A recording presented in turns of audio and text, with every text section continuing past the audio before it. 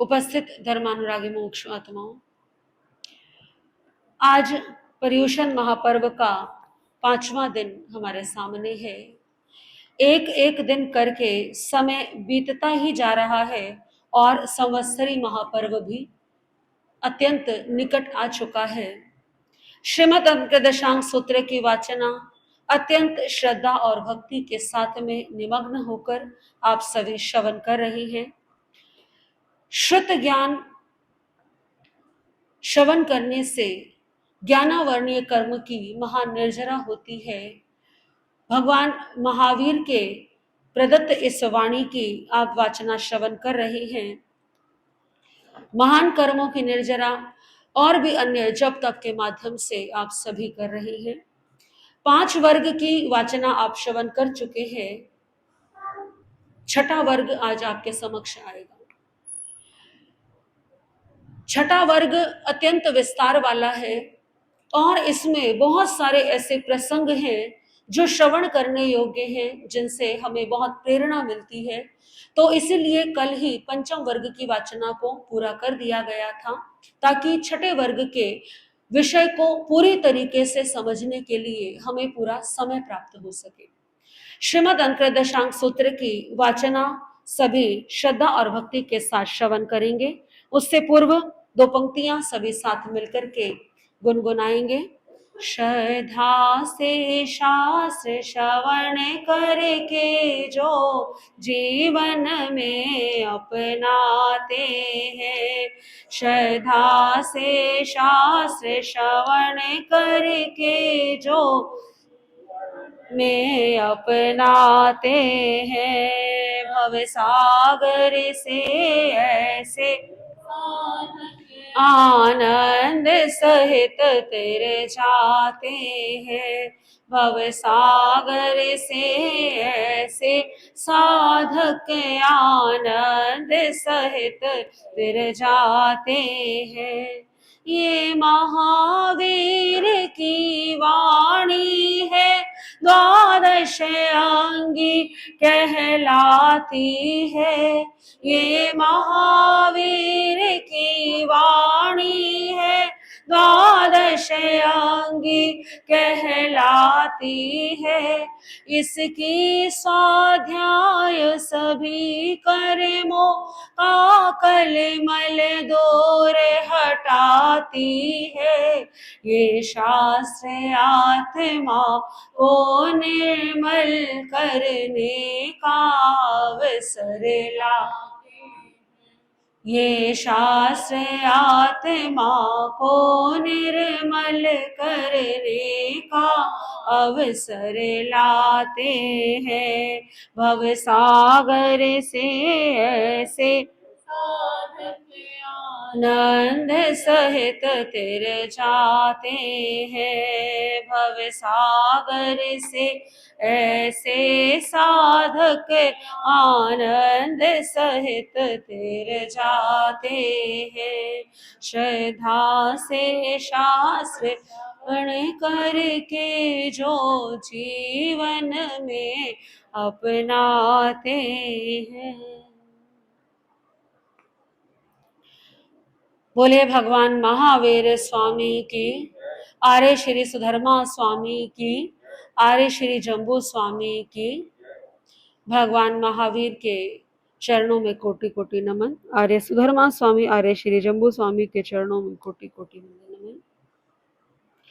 श्रीमद् अंकदशांग सूत्र षष्टमो वर्गः जैनम भन्ते छठमस् उखेवो नवरम 16 अध्ययना पणता तम जहा मंकाई किंकमे चेव मोगर पाणी कासवे खेमे धिति धरे चेव कैलासे हरि चंदने वारत सुदंसन पूर्ण भद्र सुमन भद्र सुपैठे मेहे अय मुत्ते य अलखे अध्ययनम तु 16 जय 16 अध्ययना पणता पणमस अध्ययनस के अट्ठे पणत्ते।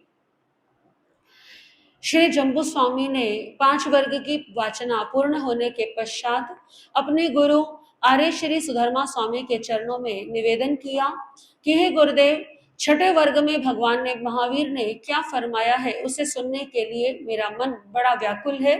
आप कृपा कर मुझे 6ठे वर्ग की वाचना प्रदान करें। श्री सुधर्मा स्वामी ने वाचना प्रदान करते हुए कहा, हे जम्बू, छठे वर्ग के 16 अध्ययन हैं, वे इस प्रकार से हैं: मंकाई, किंकम, मुद्गर पाणी, काश्यप, क्षेमक, धृतिधर, कैलाश, हरिचंदन, वारत, सुदर्शन, पूर्णभद्र, सुमनभद्र, सुप्रतिष्ठ, मेघ, अतिमुक्त और अलक्ष्य। इन 16 के नाम से ये 16 अध्ययन हैं। हे भगवान, इन 16 अध्ययनों में से प्रथम अध्ययन में भगवान महावीर ने क्या फरमाया है, आप मुझे फरमाए।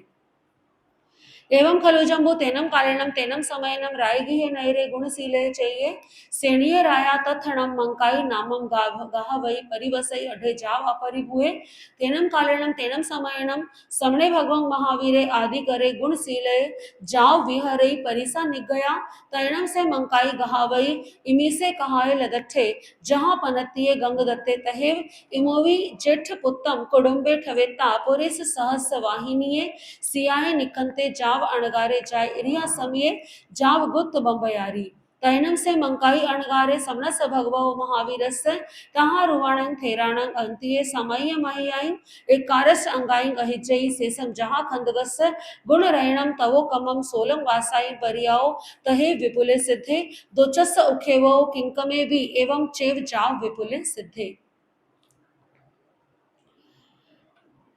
आर्य श्री सुधर्मा स्वामी ने छठे वर्ग के प्रथम अध्ययन के विषय में फरमाते हुए कहा है, जम्बू, भगवान महावीर के समय में राजगृही नाम का एक नगर था और उसके ईशान कोण की ओर गुणशील नाम का अत्यंत सुंदर बाग था।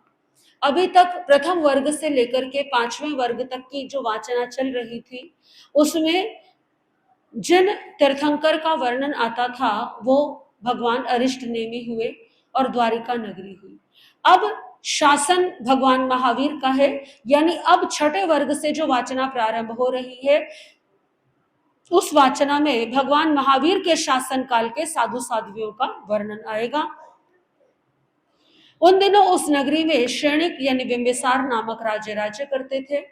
वहां मंकाई नामक गाथापति निवास करता था जो बड़ा संपत्तिशाली और निडर था। उसी समय में धर्म के प्रचारक शमन भगवान महावीर विचरण करते हुए राजगृही के गुणशील नामक बाग में एक दिन पधारे। प्रभु के पदार्पण का संदेश पाते ही दर्शनार्थ जनता उमड़ पड़ी। मंकाई गाथापति को भी ये समाचार प्राप्त हुए और वो भगवान के चरण वंदन की चाह में अपने घर से निकले। प्रभु का प्रवचन श्रवण किया।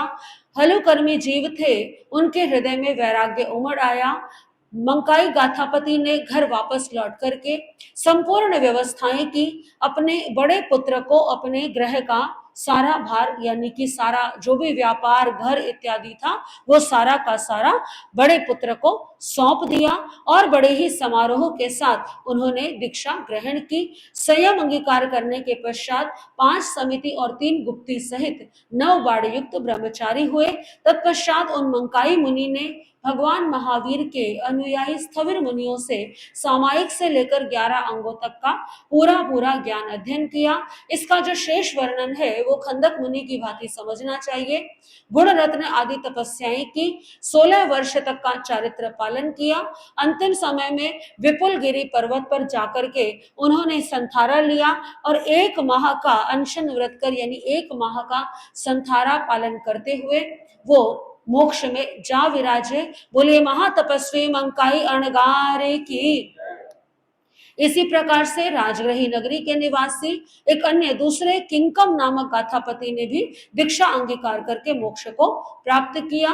तच्चस उखेवो एवं खलु जम्बु तेनम कालेनम तेनम समयनम रायगिह नैरे गुणशीले चाहिए सेणीय राया चेलना देवी तथनम रायगिह नैरे अजुनय नाम मालागारे परिवसई अड्ढे जाव अपरिभूये तत्सनम अजुनयस्य मालायारस्य बंधुमयी नामम भार्या होता सुकुमाला तत्सनम अजुनयस्य मालायारस्य रायगिहस्य नैरस्य भैया एत्थणम महम एगे पुफारामे होता कर्णे जाव निंकुर बभुए दसद वन कुसुम कुसुमिये पासाइये तत्सनम पुफारामस्य अधूर सामंते तत्थणम अजुणयस्य मालागारस्य अजय पजय पी पजया गए अनेक कुल पुरिस परंपरा गए, मुगर पाणिस जखस जखायणे होथा, पुराणे दिव्य सच्चे जहां पुण्यवदे, तथन मोगर पाणिस पड़िमा एगम महम पल सहस्र फणम अयोमयम मोगरम गहाय चिट्ठई। श्री सुधर्मा स्वामी से जम्बू स्वामी फिर निवेदन करने लगे आगे की वाचना के लिए। आगे की वाचना प्रदान करते हुए आर्य श्री सुधर्मा स्वामी कहते हैं, जम्बू, भगवान महावीर के समय में वही राजग्रही नगरी जहां श्रेणिक राजा का राज्य था, जिनकी चेलना नाम की एक प्रेम पत्नी रानी थी, उस राजग्रही नगरी में एक माली निवास करता था जिसका नाम था अर्जुन। वह अर्जुन माली बड़ा ही सुंदर, सुडौल, संपत्तिशाली और निर्भय था। उस अर्जुन माली के परिवार में बंधुमती नाम की एक सुंदर और सुकुमार धर्मपत्नी थी। राजगृही नगरी के बाहर इस अर्जुन माली की एक बहुत सुंदर पुष्प वाटिका थी, जिसमें पांचों रंग के पुष्प विकसित हो रहे थे। इस सुंदर और मनोहर पुष्प वाटिका की अद्वितीय छटा थी दर्शकों के चित्त को हरण करने वाली। फूलों के इस उपवन के निकट में ही अर्जुन के बड़े बूढ़े पितामह आदि की वंश परंपरा से चले आने वाला पूर्णभद्र की भांति प्राचीन एक यक्ष का यक्षायतन था, जिसमें मुदगर पाणी नाम के एक यक्ष की प्रतिमा थी। उस प्रतिमा ने अपने हाथों में 1000 पल का लोहे का भारी मुदगर उठाया हुआ था। अर्थात अर्जुन माली जो था वो संपन्न था, क्योंकि अर्जुन माली के पास में उसके पूर्वजों का लगाया हुआ एक बड़ा सुंदर उद्यान था। और आज के समय में भी अनेकों लोग जो है वो बड़े बड़े जो बाग हैं, उत्तर प्रदेश इत्यादि में जाए तो बड़े बड़े बाग लोगों के होते हैं, जहां पर फल वगैरह उगाए जाते हैं। कुछ लोग जो है फूलों का व्यापार करते हैं। तो उस समय क्योंकि घर की सजावटों के लिए मुख्य जो साधन हुआ करता था वो पुष्प हुआ करते थे। आज तो आर्टिफिशियल फ्लावर्स और बहुत सारे डेकोरेशन के आइटम्स जो है वो चल गए हैं। आप बिजली से चलने वाली और भी बहुत सारी सामग्रियों का प्रयोग करते हैं, परंतु उस समय यदि अपने घरों की सजावट करनी होती थी तो लोग दो माध्यम जो है अपनाते थे, एक तो फूलों से सजाना और दूसरा दीपक लगाना। ये दो माध्यम सर्वाधिक प्रचलन में थे। आज भी जब त्योहार होते हैं तो फूलों की बिक्री ज्यादा होती है, तो उस समय जब ये एकमात्र साधन हुआ करते थे तो कितनी अधिक बिक्री फूलों की होती होगी। तो पूर्ण संपन्न था, पूर्वजों की परंपरा का काम था और अर्जुन माली ने उस काम को ही संभाला हुआ था। उस बाग के एक तरफ मुदगर पाणी यक्ष, जिसकी पूजा प्रतिष्ठा अर्जुन माली के पूर्वजों ने ही की थी और कुल परंपरा से उनकी पूजा अर्चना भी करते आ रहे थे।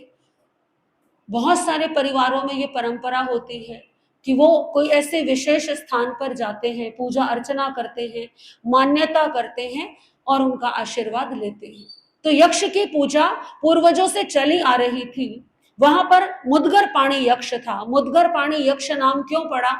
एक यक्ष था वो, मुदगर पाणी यक्ष, उसे नाम किसने दिया? लोगों ने ही दिया। क्यों?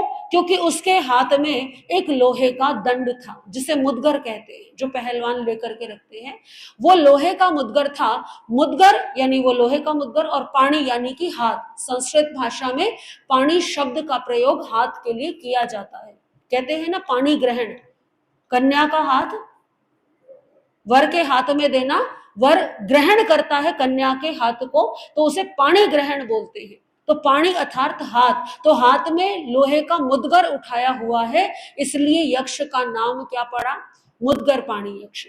तैणम से अजुणे मालागारे बालिप्य भी चेव मोगर पाणिस्य जखे जखस भत्ते यावी होता कल्ला कल्लिम पछिए पड़ेगाई गेणे गेणेता राय घिहाव नगराव पड़ी निखमईता जनेव पुफारा में तेणेव वागच्छेता पुफुच्चयम करे करेता अगाइम वराइम पुफाइम गहाइम गहिता जनेव मोगर पाणे से जखायने तेणेव वागच्छेता मोगर पाणे से जखस महरिहम पुफुच्चयनम करे करेता जानो पाए पड़िए प्रणामम करे करेता तव पछा राय मगनसी वित्तिम कप्पे माणे विहरे। वो जो अर्जुन मालाकार था, अर्जुन माली था, वो बाल्यकाल से ही उसने अपने पिता से, पितामह से ये सीखा और उसने भी इस परंपरा का पालन किया।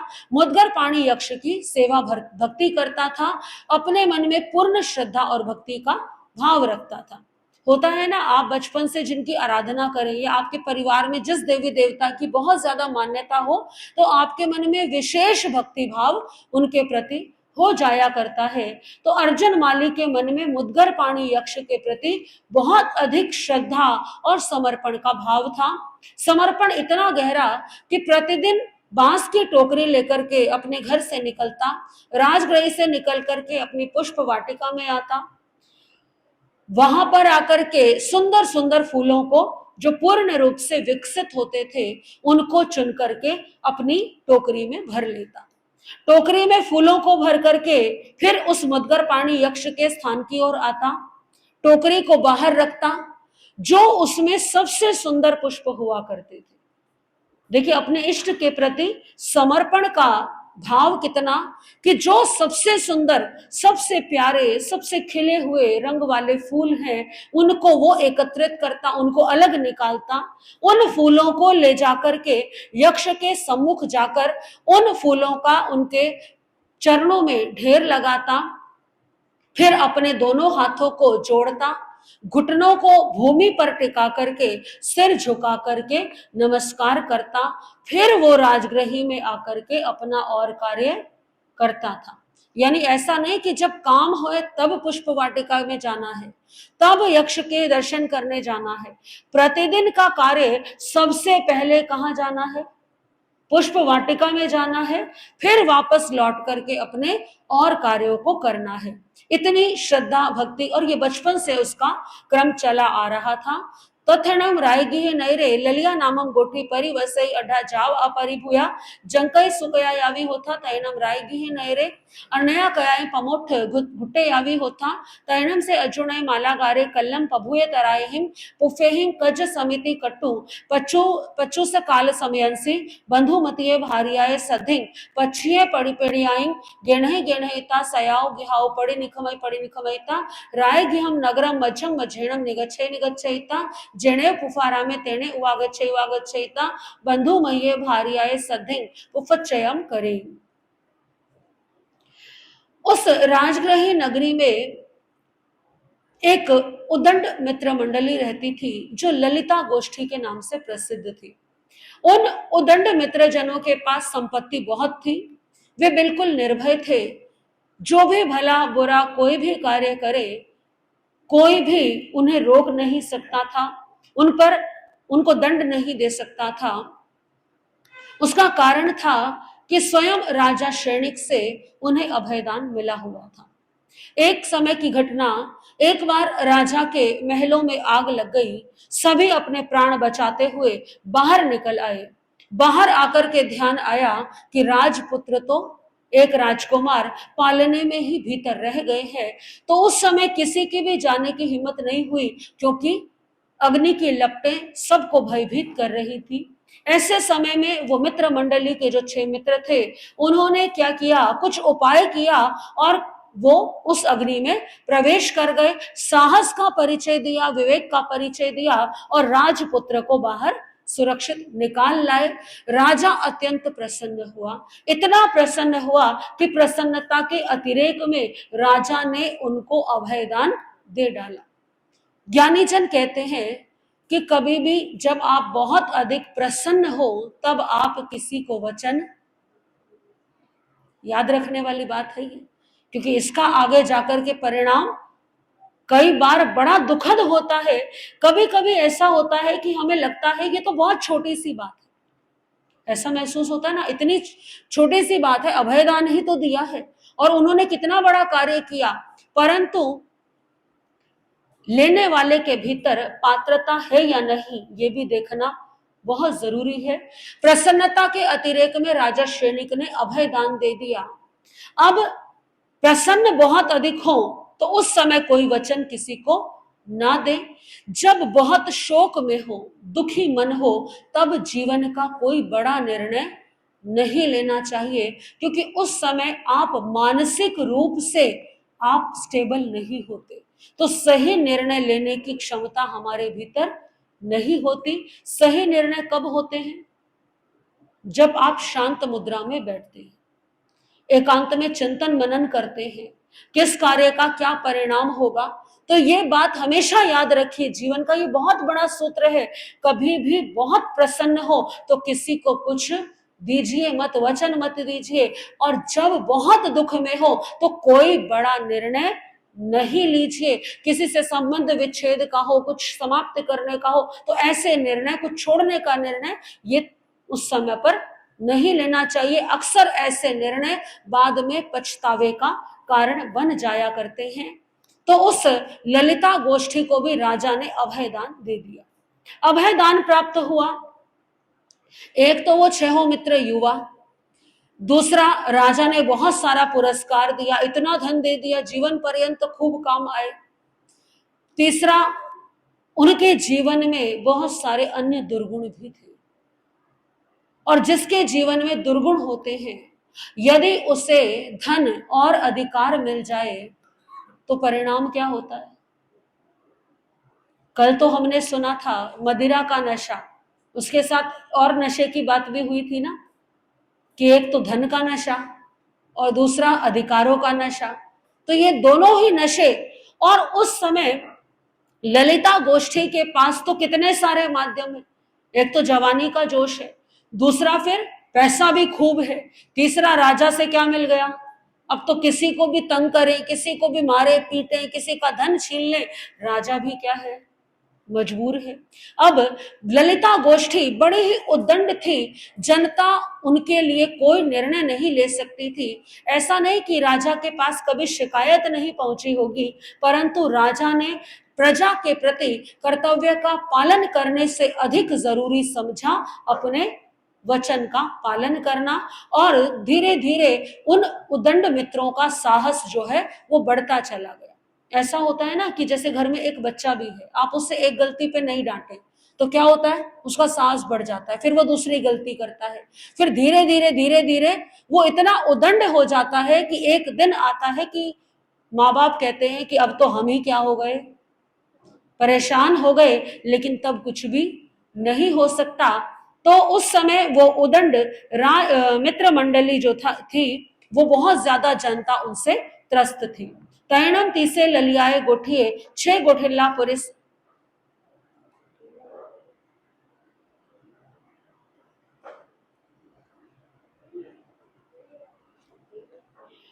तैणम तीसे ललियाए गोठिल्ले छे गोठिल्ला पुरिसा जने मोगर पाने से जखस जखाने तेने उवा गया अभिरमाणा चिठंती तैणम से अर्जुनय मालागारे बंधु मये भारियाए सधिंग पुफचयम करे करेता अगाइंग वराइंग पुफयाइंग गहाय जेने मोगर पाने से जखस जखाने तेने उवागत छे तैणम ते छे गोठिल्ला पुरिसा अर्जुनय मालागारा बंधु मये भारियाए संधिंग एजमाणम पासे पासेता अन्न मन्नम एवं वयासी एसणम देवाणोपया अर्जुनय मालागारे बंधु मये भार्याय सधिंग इहम हव मागच्छै तम सेयम खलु देवानुपया अमहम अर्जुनयम मालागारम अव ओडयम बंधनयम करेता बंधुमय्य भार्याय सधिंग वेवलाइ भोग भोगाइ भुंजमाणानम विहरित्तयति कट्टु एव मठम अन्न मन्नस पड़ी सुनेता कवाड़न तरेसु निलुकंती निच्चला निफंदा तुसीनिया पछन्ना चिठंती।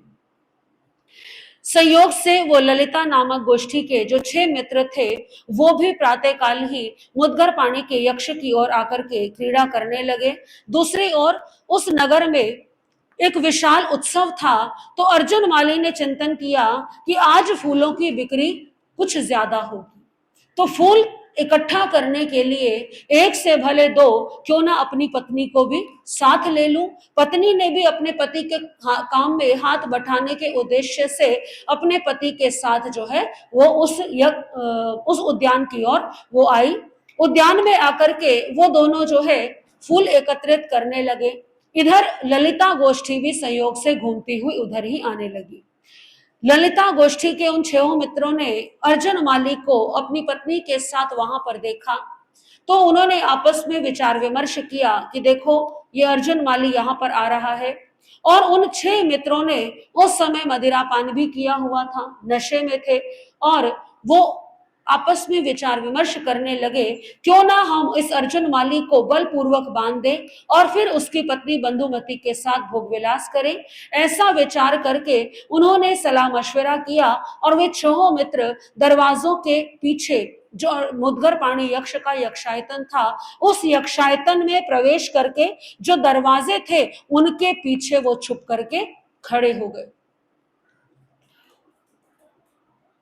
तैणम से अर्जुन मालागारे बंधु मये भार्याए सधिंग जने मोगर पाणी जखाय ने तेने वागच्छेता आलोय प्रणामम करे करेता महरियम पुफचणम करे करेता जाणु पाए पड़िए प्रणामम करे तैनम ते छे गोठिला पुरिसा दव दवस कवाड़न तरे हिं तो निगच्छन्ति निगच्छेता अर्जुनय मालागारम गेनन्ति गेनेता अव ओड बंधनम करे करेता बंधुमती मालागारिये सधिंग विपुलाइन भोग भोगाई भुंजमाणा विहरन्ति तैणम तस्य अर्जुनयस्य मालागारस्य अयम अजत्ये समुपन्ने एवं खलु अहम बालकवित्तिम चैव मोगर पाणेस्य भगवो कल्ला कल्लिम जाओ वित्तिम कपमाणे विहरामि तम जैनम मोगर पाणे जखे यह सन्निहिते होन्ते सेणम किम ममम एयारुवम आवैम पावेज्यमाणम पासन्ते तम नत्थि न मोगर पाणी जखे यह सन्निहिते सुवतम तव एस कट्टे। तब अर्जुन माली जो है, जो पुष्पों को एकत्रित कर रहा था, इस बात से अनजान कि आने वाली मुसीबत जो है वो उसकी प्रतीक्षा कर रही है। अपनी पत्नी के साथ में वो फूलों को एकत्रित करके उनमें से सबसे सुंदर फूलों का चयन कर वो अपनी पत्नी के साथ में मुद्गर पाणी यक्ष के स्थान की ओर आया। यक्ष की प्रतिमा को देखकर उसने सबसे पहले दूर से ही नमस्कार किया। नमस्कार करके फिर उस यक्षायतन के भीतर प्रवेश किया। भीतर प्रवेश करके यक्ष के सम्मुख फूलों का ढेर रखा, घुटनों को भूमि पर टिकाया और दोनों पति पत्नी जो है घुटनों को भूमि पर टिका करके हाथ जोड़ करके मस्तक झुका करके नमस्कार करने लगे। अर्जुन माली और उसकी पत्नी जैसे ही उस यक्ष के आगे उन्होंने अपना सिर झुकाया, इतने में ही 6 उदंड मित्रों ने दरवाजों के पीछे से निकल करके एकदम से अर्जुन माली को पकड़ लिया। अर्जुन माली को पकड़ा। अर्जुन माली इस अचानक हुए आघात से संभल नहीं पाया और उन्होंने अर्जुन माली के दोनों हाथों को पीछे की ओर ले जाकर के हाथों को बांध दिया। उसकी पत्नी को पकड़ा और उन आतताइयों ने उस बंधुमती के साथ में दुराचार किया। अर्जुन माली उस समय कितनी पीड़ा में होगा, कितना उसके हृदय को आघात लगा। और देखिए, अक्सर कई बार लोग कहते हैं कि धर्म स्थान, जो कामी व्यक्ति होता है, जो पापी व्यक्ति होता है, उसे धर्म स्थान का भी भय नहीं होता। धर्म का जो भाव है वो किसी स्थान में नहीं होता, अपितु व्यक्ति के मन में होता है। जिसका हृदय सरल है, जिसके हृदय में धर्म है, सज्जनता है, ऐसा व्यक्ति गलत स्थान पर होगा ना, तब भी उसके मन में विकार नहीं आएंगे। और जिसके मन में काम वासना होगी, पाप होगा, जिसका मन पाप से भरा हुआ होगा, ऐसा व्यक्ति धर्म स्थान में भी क्या कर सकता है? पाप कर सकता है। और अक्सर लोग कहते हैं कि आज का समय बहुत खराब है, आज ऐसी घटनाएं घट रही हैं। ऐसा नहीं है, हर तरह के लोग हर समय में हुआ करते हैं। आप सोचिए, कल्पना कीजिए, जिस समय को हम बहुत अच्छा कहते हैं, उस समय में जब अगर सनातन दृष्टि से कहें तो त्रेता युग था, तो सीता का हरण हो गया, जिसे द्वापर का युग कहते हैं। श्री कृष्ण महाराज जिस समय थे, 5 पांडवों की पत्नी द्रौपदी का चीरहरण हुआ, और करने वाले कौन थे? देखने वाले भी कौन थे? तो ऐसा नहीं है कि पाप केवल आज हो रहा है, पापी सदा से ही इस धरा पर रहे हैं। अनुपात केवल कम ज्यादा हो जाया करता है। लेकिन अधर्म करने वाले हैं, तभी तो कहना पड़ता है कि धर्म करो। जब कल्प वृक्ष का युग होता है, कोई किसी का अधिकार नहीं छीनता, कोई किसी की हिंसा नहीं करता, तो उस समय धर्म की भी आवश्यकता नहीं होती। उस समय कहना पड़ता है क्या कि तुम पाप मत करो, तुम चोरी मत करो, क्योंकि चोरी होती ही नहीं है। लेकिन जैसे जैसे कर्म अकर्म भूमि से हम कर्म भूमि में आते हैं, समय बदलता है, कब कल्प वृक्ष की संख्या कम हो जाती है, लोग छीना चपटी, लोगों में पाप बढ़ता है, हिंसा बढ़ती है, फिर आवश्यकता उत्पन्न होती है। किसकी? दंड की आवश्यकता उत्पन्न होती है, उपदेश की। फिर तीर्थंकर आते हैं, तीर्थ की स्थापना होती है। और धर्म का उपदेश वो देते हैं। तो पाप कहीं भी कभी भी किसी भी स्थान पर हो सकता है, क्योंकि पाप किसी स्थान विशेष में या समय विशेष में नहीं है, अपितु हमारे अपने ही भीतर है। ये कामनाएं, ये वासनाएं व्यक्ति के भीतर होती हैं। तो वो 6 मित्र जिन्होंने ये भी चिंतन नहीं किया ये कैसा स्थान है। अर्जुन माली क्या कर रहा है? वो तो यक्ष की पूजा अर्चना कर रहा है, उसकी पत्नी उस समय यक्ष की भक्ति में है, और उस समय पर उसी यक्षायतन के भीतर उन्होंने इस पाप कर्म को अंजाम दिया। अर्जुन माली बड़ा मजबूर ये सब होते हुए देखता रहा, क्योंकि और कुछ वो कर नहीं सकता। कितनी करुण पुकार उसने निकाली होगी, बहुत याद किया उसने, किसको? अपने इष्ट को। क्योंकि व्यक्ति यही करता है, जब कोई मुसीबत आती है तो सबसे पहले प्रयास करता है मैं स्वयं पुरुषार्थ करूं, इस मुसीबत से छूट जाऊं।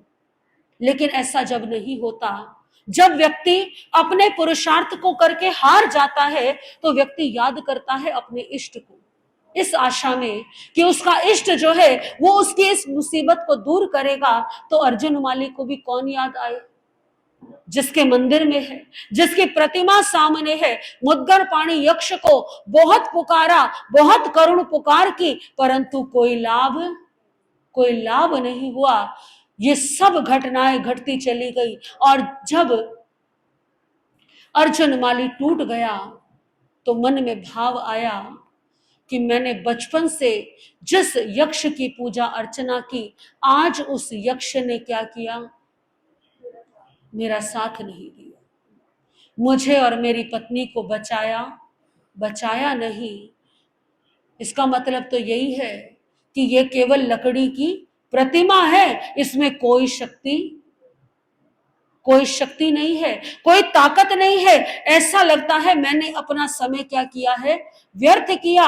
अगर यक्ष होता तो मेरे साथ इतना अत्याचार होते न देखता।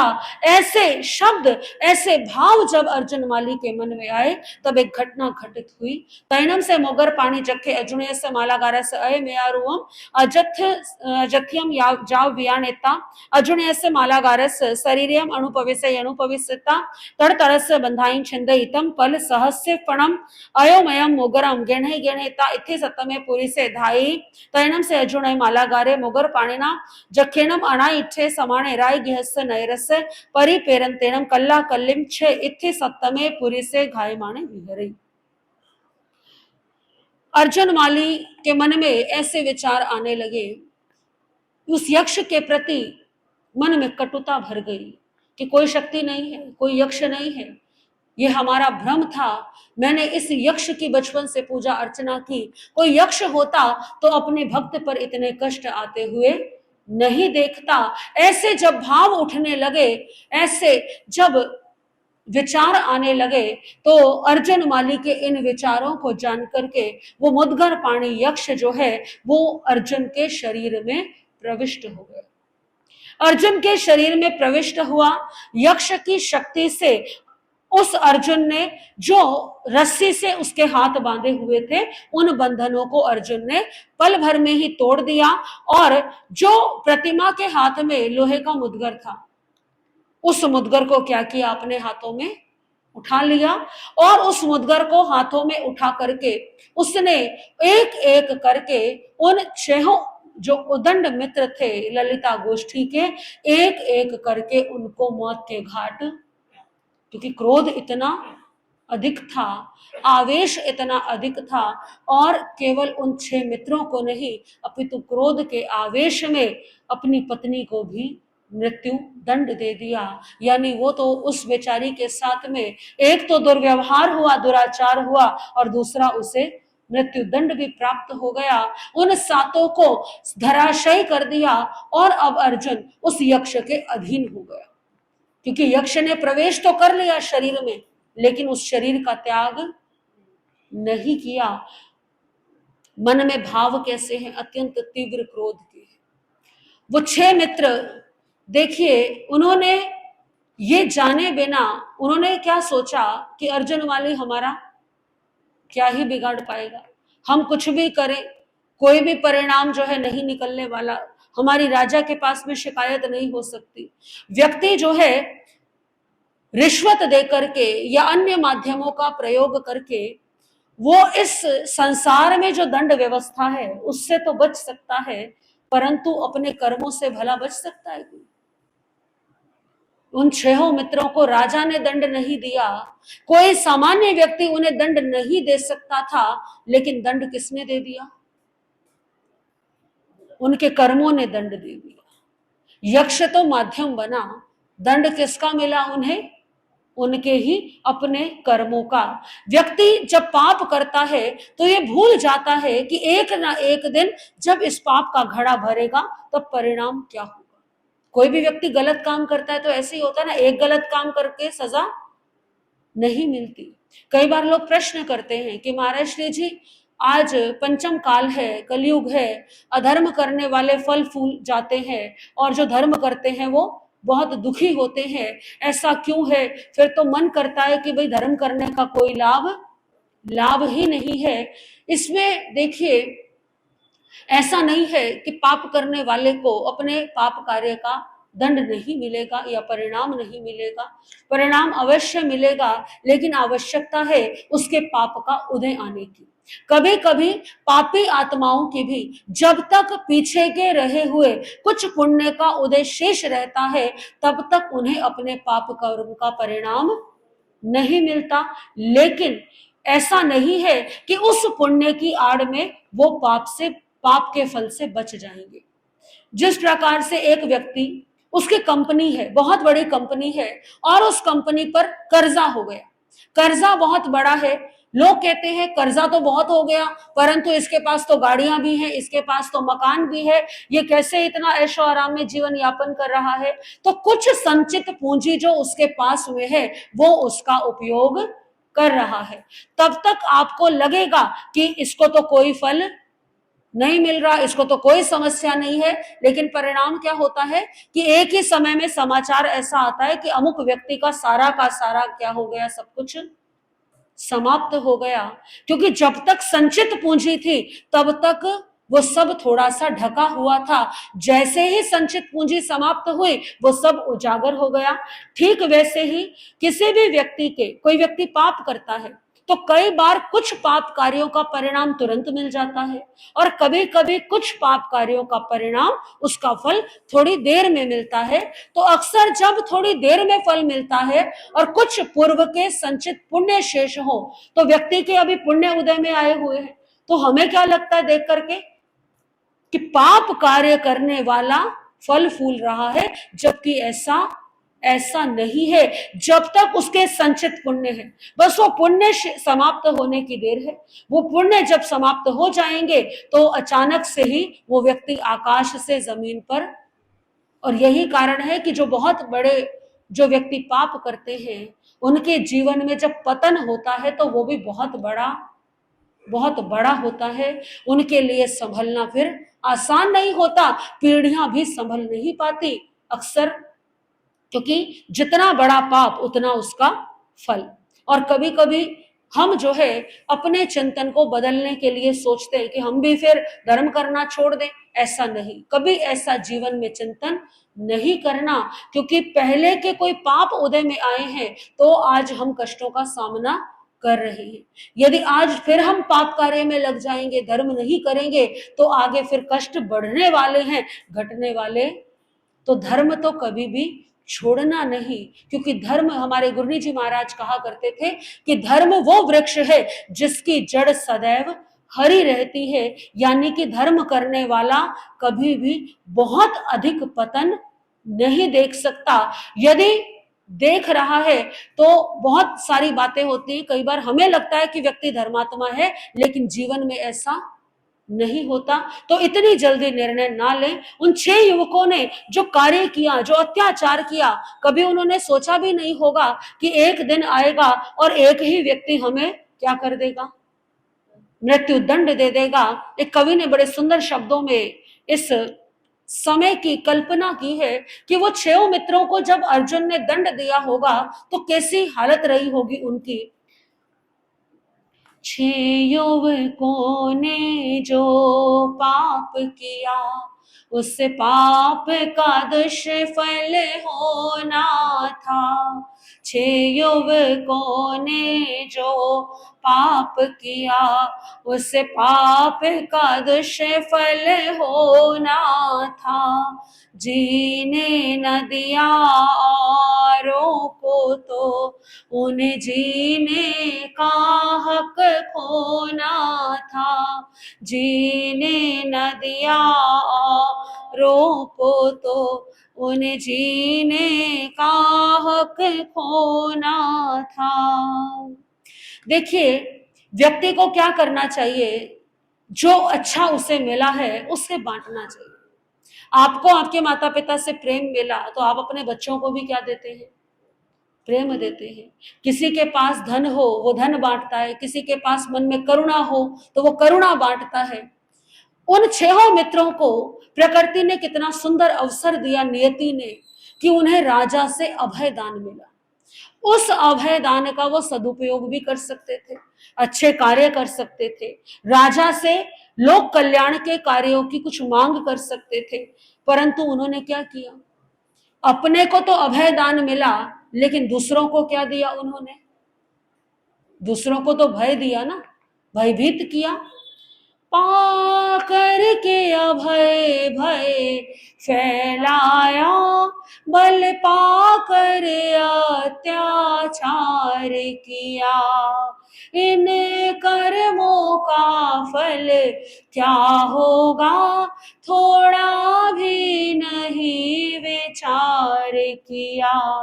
हंस हंस के कहर बर पाते रहे, एक दिन तो उनको रोना था। हंस हंस के कहर बर पाते रहे, एक दिन तो उनको रोना था।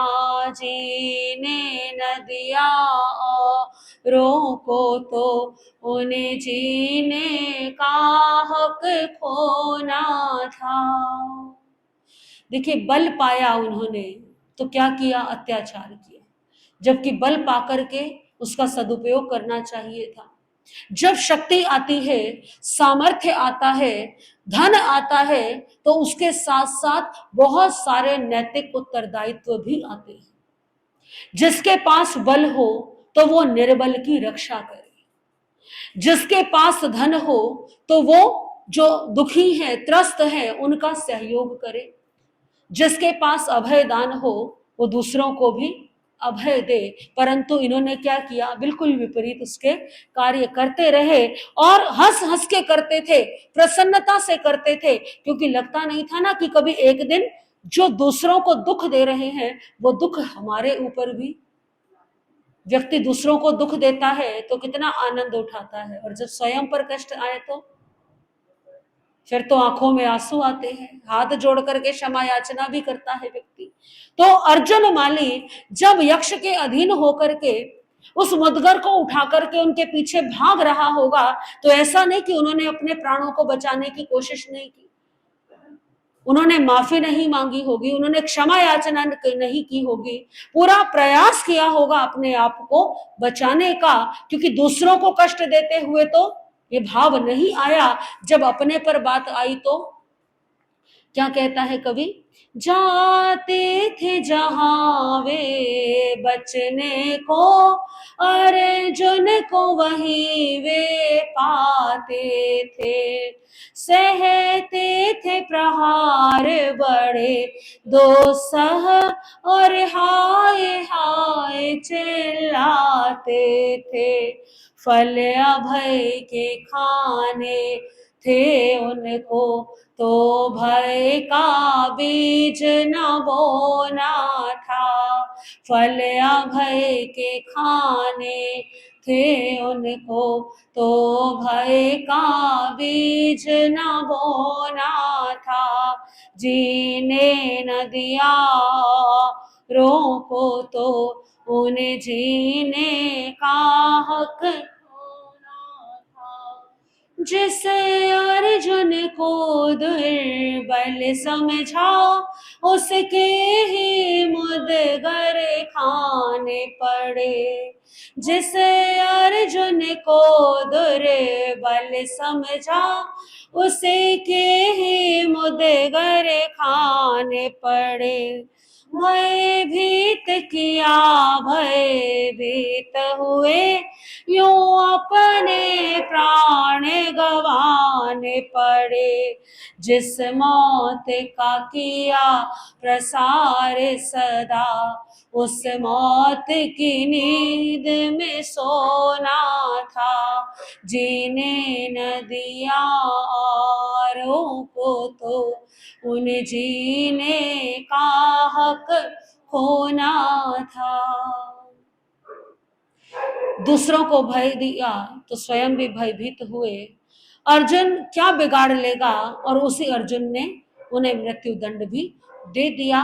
वो छह मित्र पूरे उस उद्यान के अंदर कितना हाहाकार मचा होगा। पहले तो अर्जुन माली की पत्नी के साथ ऐसा घटनाक्रम, और उसके बाद भागते दौड़ते अपने प्राणों की रक्षा करते वो छह ललिता गोष्ठी के मित्र युवक, और फिर अर्जुन माली उनके पीछे पीछे एक एक को मौत के घाट उतारता हुआ। कैसा भीषण करुण दृश्य। और अर्जुन का जो यक्ष था उसके भीतर, उसका क्रोध अभी भी शांत नहीं हुआ। अब उस क्रोध के अधीन होकर, उस यक्ष के अधीन होकर के अर्जुन का विवेक समाप्त हो गया। और अब अर्जुन माली प्रतिदिन 6 पुरुषों और एक स्त्री को प्रतिदिन मौत के घाट उतारता हुआ वो राजगृह के बाहर घूमने लगा। तैनम रायगिह नगरे सिंहाडक जाव महापयेसु बहुजनो अन्न मनस्य एवं माइख एवं खलु देवाणोपे अर्जुन मालागारे मुगर पाणी जना अणाइठे समाणे रायगिहे नयरे भैया छे इथे सतमे पुरिसे धाय माणे विहरई। तैनम से सेनिये राया इमिसे कहाय लदच्छे समाणे कोडुंबे पुरिसे सदा वेता एवं व्यासी एवं खलु देवाणो पे अर्जुने मालागारे जाव धाय माणे जाव विहरई। तम माणम तुभ्ये केई तणस्सवा कटस्सवा पाणियस्सवा पुफलाणम वा 28 सही निगच्छौ माणम तस शरीरस्य बावती भविष्यति कटु दोचंपी तच्चंपी घोषणयम घोषेह घोषिता खिप्पामेव ममेयम पच्चपिणः तैणम ते कुडुंबिया पुरिसा जाओ पच्चिपिणंती। तैनम रायगिह नगरे सुदंसने नामम सेठी परिवसई अड्ढे। तैनम से सुदंसने समणो वासय यावी होता अभिगय जीवा जीवे जाव विहरई। तेनम कारणम तेनम समयनम समणे भगवं महावीरे जाव समोसड़े विहरई। तैनम रायगिह नगरे सिंगाड़क जाव महापयेसु बहुजनो अन्न मनस्य एव माइखई जाव किम्मंग पुण विपुलस्य अठस्य गहनाय। तैनम तस् सुदंसनस्य बहुजनस्य अंति एवं अठम सोचा निसम अयम अजत्य जाव समुपन्ने एवं खलु समणे भगवं महावीरे जाव विहरई। तम गच्छामि नम समणं भगवं महावीरम वंदामि नमंसामि एवं संपेहिता जेने अमापियरो तेने वागच्छयिता करियल परिगह्यम जाव एवं वयासी एवं खलु अमताओ समणे भगवं महावीरे जाव विहरई। तम गच्छामि नम समणं भगवं महावीरम वंदामि नमंसामि जाव पज्वासामि। तैणम तम सुदंसनम सेठे ममा पियरो एवं वयासी एवं खलु पुत्ता अर्जुने मालागारे जाव धाय माणे विहरई। तम माणम तुमम पुत्ता समण भगवं महावीरा वंदे निगच्छाहि माणम तव शरीरस्य बावती भविष्यति तुमन्नम यह गए चेव समण भगवं महावीरम वंदाहि नमम साहि। तैनम से सुदंसने सेठी अमा पियरम एवं वयासी किन्नम अहम अमयाओ समण भगवं महावीरम इह मागयम इह पत्तम इह समोसड़म इह गए चे वंदे सामे नमम सामे तम गच्छामि नम अहम अम्मयाओ तो बेहिम अब्रुनाय समाणे भगवं महावीरे बंदामी जाओ पजुआ सामे। तैनम ते तम सुदंसन सेठिम अमा पियरो जाहे नो संचायते बहुइम आघवाणाहिम जाओ परिरुवेत्तये। तैनम से अम्मा पियरो ताहे अकामया चेव सुदंसनम सेठिम एवं वयासी अहा स्वयं देवाणोपिया। तैनम से सुदंसने अम्मा पेहिम अभनुनाय समाणे नाये सुदप्प भावे साइम जाव शरीरे सयाओ गिहाओ पड़ी निखमयिता पाय विहार चारेणम रायगिहम नगरम मध्यम मचेणम निगच्छयिता मोगर पाणे से जखस जखाइनस से अदूर सामंतेनम जेणे गुणशीले चाहिए जेणे समणे भगवं महावीरे तेने पहारेथ गमनाए। तैणम से मोगर पाणी जखे सुदंसनम समणो वासेनेयम अदूर सामंतेनम वी वयमाणम पासे पासेता आसुरुते तम पल सहस्य निफन्नम अयोमयम मोगरम उल्लाले माने जने सुदंसने समणो वासे तेने पहारेथ गमनाए तैणम ते सुदंसने समणो वासे मोगर पाणिम जखम एजमाणम पासे पासेता अभि अतथे अणुविगे अखुभि अचलिए असंभंते वथयण भूमि पमिजय पमजयता करेल एवं वयासी नमोथुनम अरिहंताणम जाव संपत्ताणम नमोथुनम सर्वस्य जाव संपाव कामस्य पुविं चरणम मये समनस भगवो महावीरस्य अंते थूले पाणई वाय पचखाय जाव जीवाय थूले मुसावाय धूले अधिनदाने सदार संतोषे कहे जावत जीवाय इच्छा परिमाणे कहे जाव जीवाय तम यानिम्पि नम तसेव अंत्यम सवम पाणई वायम पचखामी जावजीवाय सवम मुसावायम सवम अदत्तदानम सवम मेहुणम सवम परिगहम पचखामी जावजीवाय सवम कोहम जाव मिच्छा दंसन सन्नम पवक पचखामी जावजीवाय सवम असणम पाणम खाइवम साइमम चौविहम पि आहारम पचखामी जावजीवाय जैनम एतो उव सगाओ मुच्चसामी तो में कपे पारेतय अहनो एतो उव सगाओ न मुच्चसामी तो में ता पचखाए चेवती कटु सागाराम पड़िमम पड़िवज्जई तैणम से मोगर पाणी जखे तम पल सहस्य निफन्नम अयोमय मोगरम उल्लाले माने जेने सुदंसने समणो वासय तेने वागच्छेता नो चेवणम संचायति सुदंसनम समणो वासयम तेयसा समभि पड़ितये तैणम से मोगर पाणी जखे सुदंसनम समणो वासयम सबौ समन्ताओ परिघोले माने जाहे नो चेवणम संचाये सुदंसनम समणो वासयम तेयसा समभि पड़ितये ताहे सुदंसनस्य समणो वासयस्य पुरौ पसा पक्षिम सपड़िदिंसिम चिच्चा सुदंसनम समणो वासयम अभि अणिमिसायस दिठिये सुचिरम निरखयिता अर्जुनयस्य मालागारस्य शरीरम विप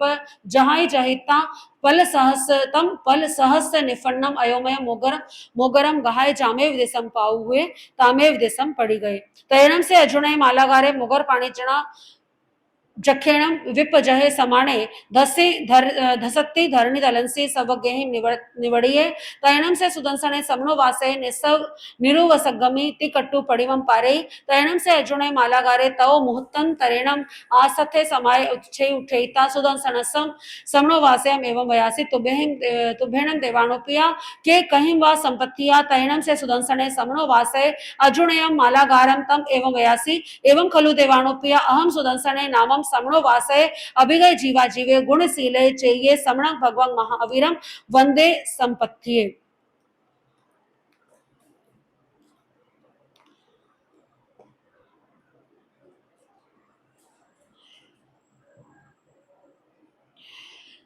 जब अर्जुन माली प्रतिदिन राजग्रही नगरी के चारों ओर भ्रमण करता हुआ रोज 6 मनुष्य 6 पुरुष और एक स्त्री यानी 7 मनुष्यों की हत्या प्रतिदिन करता हुआ विचरण करने लगा लोगों में धीरे धीरे भय का संचार हुआ क्योंकि समाचार चारों ओर फैल गया लोग आपस में चर्चा करने लगे चौराहों पर खड़े होकर के वार्तालाप करने लगे एक दूसरे को संबोधित करते हुए कहने लगे कि नगर के बाहर अर्जुन माली के शरीर में यक्ष ने प्रवेश कर लिया है और वो प्रतिदिन एक स्त्री और 6 मनुष्यों को मारता है तो सब अपने प्राणों की रक्षा करने के लिए क्या करें राजा से निवेदन करें राजा तक ये समाचार पहुंचे तो अब तो बात राजा के हाथ से भी निकल चुकी है 6 मित्र मनुष्य थे उनको पकड़ना उनको दंड देना ये तो फिर भी राजा के हाथ में था क्योंकि उस समय राजा केवल वचन से बंधा हुआ था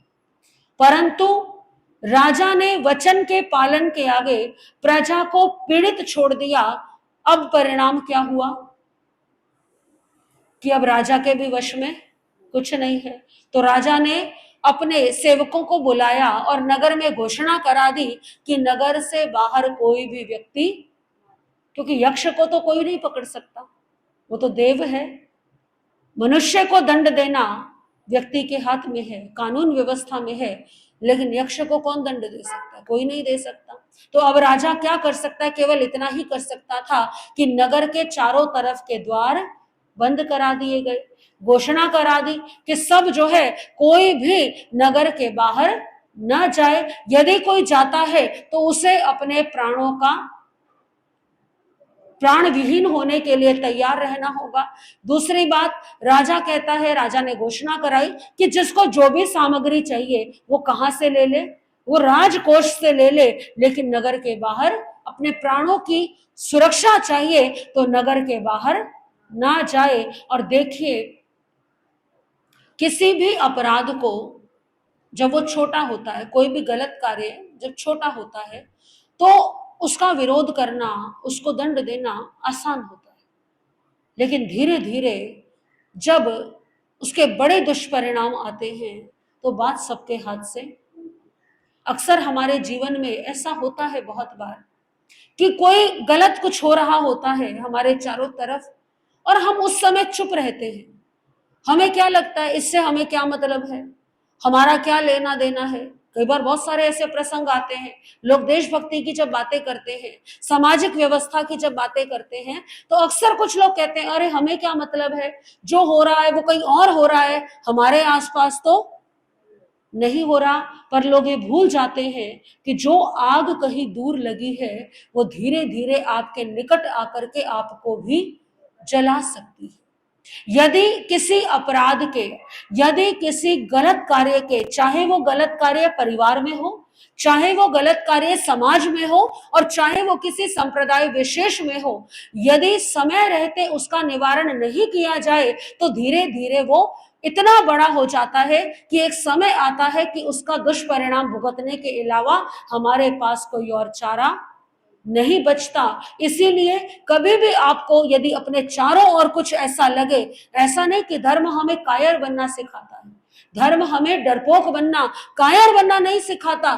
धर्म हमें यह नहीं सिखाता कि हमारे चारों तरफ कुछ भी होता रहे और हम केवल माला पकड़ करके बैठे रहें। धर्म सिखाता है कि समय समय पर जहां जहां आपका कर्तव्य आपको पुकारे, परिवार के प्रति, समाज के प्रति, धर्म के प्रति, आपको खड़े होकर के अपने कर्तव्य का पालन अवश्य करना चाहिए। यदि आप आंख बंद करके बैठे रहेंगे तो इसका अर्थ ये नहीं है कि कष्ट टल गया। कबूतर के आंखें बंद कर लेने से कभी भी बिल्ली आक्रमण करना नहीं छोड़ती। यदि समय रहते राजा ने ये कदम उठा लिया होता तो क्या आज ये नौबत आती कि पूरे राजगृह के दरवाजे बंद करने पड़े। सोचिए कैसा व्यापार भी ठप हो गया। जब राजगृह के बाहर कोई जा नहीं पाएगा, आ नहीं पाएगा, तो अर्थव्यवस्था की क्या हालत होगी, व्यापार की क्या हालत होगी। सामान्य लोग जिनके पारिवारिक जन बाहर हैं, वो पारिवारिक जन जिनको मालूम ही नहीं क्या हो रहा, वो वापस लौट के आ रहे हैं, अर्जुन माली उनको मौत के घाट उतार देता है। ना जाने कितने कितने लोग जो है वो मौत के घाट उतर गए। 6 माह तक लगभग ये क्रम चलता रहा, 5 महीने 13 दिन, 5 महीने 13 दिन ये क्रम चलता रहा। और इन 5 महीने 13 दिन में कुल 1141 नर नारियों की हत्या हो गई। राजगृही नगरी के कुछ निवासी थे, कुछ रिश्तेदार थे जो बाहर से मिलने आ रहे थे, कुछ यात्रीगण थे जो नगर से बाहर गए हुए थे कि अब अपने घर को लौट करके जाएंगे। उनमें किसी का बेटा भी होगा, किसी का पति भी होगा, किसी की पत्नी पुत्री भी होगी। तो कैसे, कितना दुखद वातावरण पूरे राजगृही नगरी में। और किसे कहते हैं 5 महीने 13 दिन पूरे नगर के दरवाजे बंद होना, ना कोई व्यापार, ना किसी का आना, ना किसी का जाना। लेकिन अब कोई पता नहीं है कि इससे मुक्ति कब मिलेगी, कैसे मिलेगी। राजगृह की जनता इस आतंक से त्रस्त थी। ऐसे समय में जब अमन चैन सब कुछ लुट चुका था, लोगों को लगने लगा कि पता नहीं कब तक ये सब चलेगा, कहीं ऐसा ना हो कि एक दिन अन्न के भंडार भी, क्योंकि हर वस्तु की एक सीमा है। जितना भी राजगृही नगरी के अंदर सामग्री है, भोजन सामग्री है, सब कुछ है, बड़े बड़े किले भी जो है वो खाली हो जाते हैं एक समय के बाद। तो लोगों को ये लग रहा है अब कि पता नहीं क्या होगा, ये इस अर्जुन माली के आतंक से कब मुक्ति मिलेगी, और कहीं ऐसा ना हो कि सारा अन्न खत्म हो जाए। कैसे करेंगे, कैसे जीवन यापन करेंगे। बाहर निकले तो मृत्यु का भय, और अब भीतर रह रहे हैं तो और भी बहुत सारे भय आने लगे हैं। ऐसे समय में उस राजग्रही नगरी में विचरण करते हुए शमन भगवान महावीर का पदार्पण हुआ। करुणा सिंधु प्रभु वीर, जिनकी आवश्यकता, जिनकी कृपा की आवश्यकता इस समय राजग्रही को सबसे अधिक थी, भगवान महावीर राजग्रही के बाहर उद्यान में पधारे। भगवान के पदार्पण का शुभ समाचार सबको मिल गया, परंतु दर्शन करने कौन जाए? किसी के अंदर साहस है इतना? और साहस भी कैसे करे? साहस करना अलग बात है और दुस्साहस करना, जहां पता ही है कि प्राणों को खतरा है, तो आपस में लोग चर्चा करने लगे कि मन तो बहुत है लेकिन भगवान के दर्शनों के लिए जा नहीं सकते। सुदर्शन सेठ, सुदर्शन श्रावक रहते थे राजग्रही नगरी में। पर्याप्त मात्रा में धर्म का पालन करने वाले, जीव अजीव नव तत्व के ज्ञाता, भगवान के प्रति पूर्ण श्रद्धावान। जिस समय ये समाचार उनको प्राप्त हुआ, उस समय सुदर्शन श्रावक के मन में विचार आया कि मैं भगवान महावीर के दर्शनों के लिए जाऊं। अपने माता पिता से आज्ञा पाने के लिए उन्होंने माता पिता से पूछा कि माता पिता आपकी आज्ञा हो तो मैं। अब भला कोई माता पिता आज्ञा देंगे क्या? आसान तो नहीं है। माँ जो है वो घबरा गई, पिता घबरा गए कि बेटा तू तो हमारा इकलौता बेटा है, तुझे क्या ज्ञात नहीं है कि बाहर अर्जुन माली यक्ष के अधीन है। तू जैसे ही बाहर जाएगा वो क्या करेंगे, वो आक्रमण कर देगा और तेरे प्राण संकट में आ जाएंगे कि देख बेटा हमारी बात मान ले, तू दर्शन करने के लिए मत जा। तो सेठ सुदर्शन के और माता पिता के इस संवाद को आप श्रवण करेंगे, इस समय की कल्पना करते हुए कि कितनी दृढ़ श्रद्धा होगी सुदर्शन श्रावक के मन में, कि इस कष्ट को ध्यान में न रखते हुए उनके भाव कैसे हैं, प्रभु के वंदन के हैं, दर्शन के हैं। तो सुदर्शन अपनी माँ से कहते हैं, मन हर्षे मेरा मन तरसे मैं जाऊं, प्रभु के द्वार रे पाऊं दर्शन मंगलकारी। मन हर्षे मेरा मन तरसे मैं प्रभु के द्वार रे पाऊं दर्शन मंगलकारी।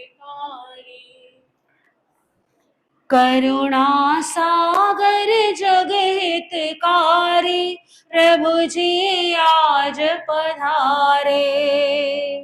करुणा सागर जग हितकारी, प्रभु जी आज पधारे। राजग्रही के बाहर वन में जग के भव्य सहारे, माता जग के भव्य सहारे।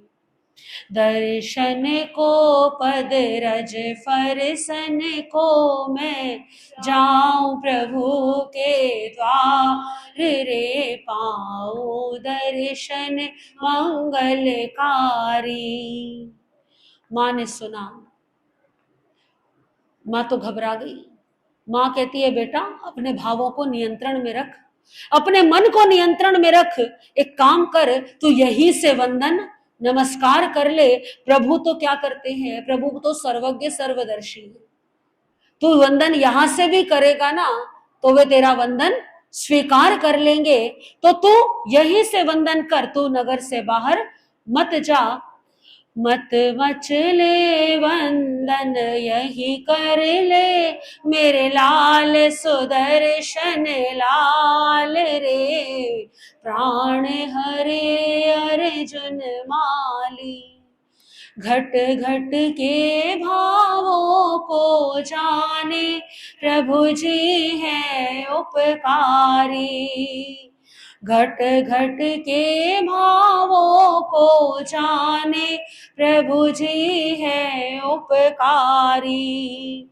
नमन करे स्वीकार यही से, वे प्रभु महिमाधारी बेटा, वे प्रभु महिमाधारी। हम आकुल बेबस व्याकुल वो देख रहे सब हाल रे, प्राण हरे अर्जुन माली। माँ कहती है कि हम बेबस लाचार हैं, प्रभु सर्वज्ञ हैं, वो जानते हैं कि हम कैसे फंसे हुए हैं, तो तेरा वंदन यहीं से स्वीकार कर लेंगे। लेकिन सुदर्शन श्रावक कहते हैं कि माँ ये शरीर मिला ही किस लिए? धर्म करने के लिए तो मिला है। अगर प्रभु जी के दर्शन मैं तो नहीं कर पाऊंगा, प्रभु जी तो मेरी वंदना स्वीकार कर लेंगे, वो तो मेरे वंदन ले लेंगे क्योंकि वो सर्वज्ञ हैं, लेकिन मैं तो सर्वज्ञ, वो सर्वज्ञ हैं, वो तो अपने केवल ज्ञान में देख लेंगे कि मैं उनको वंदन कर रहा हूं, लेकिन मुझे तो दर्शन नहीं होंगे। और जब तक मेरे दर्शन नहीं होंगे तब तक मेरे कर्म कैसे कटेंगे, तो मुझे तो लाभ नहीं होगा। तो मैं तो दर्शन अवश्य करूंगा। और माँ भगवान के चरण तो अभयदान देने वाले हैं, फिर किस बात का भय, फिर किस बात का डर। प्रभु जी देखे मैं नहीं देखूं, ये दुविधा है भारी। प्रभु जी देखे मैं नहीं देखूं, ये दुविधा है भारी। और एक देखिए, सुदर्शन श्रावक कहते हैं कि एक तो दर्शन नहीं होंगे और दूसरा वाणी भी सुनने को नहीं मिलेगी। भगवान के दर्शन के लिए गया तो दर्शनों का भी लाभ मिलेगा और उनकी वाणी भी सुनने को मिलेगी। दर्शन कर लूं वाणी सुन लूं, हर लूं मोह कुमारी माता, हर लूं मोह कुमारी। क्यों घर में रहूं मैं, डर में रहूं, छो चरण में अभय विहार रे, पाऊं दर्शन मंगलकारी। अब माँ कहती है कि बेटा तू हमारा इकलौता बेटा है, तुझे कुछ हो गया तो हम बूढ़े माता पिता का क्या होगा, कम से कम हम पर क्या कर, हम पर दया कर। ये शरीर रहा तो आगे अनेकों बार भगवान के दर्शन हो जाएंगे, धर्म भी होता रहेगा, वाणी भी सुनने को मिलेगी। इस शरीर को ऐसे नष्ट मत कर। और दूसरी ओर देख, ये तेरी पत्नी तेरी बात को सुनकर के इसकी आंखों में कितने आंसू है, ये सोच कि इसका क्या होगा। धर्म कार्य में पहला साधन, तन क्यों यूं ही हारे।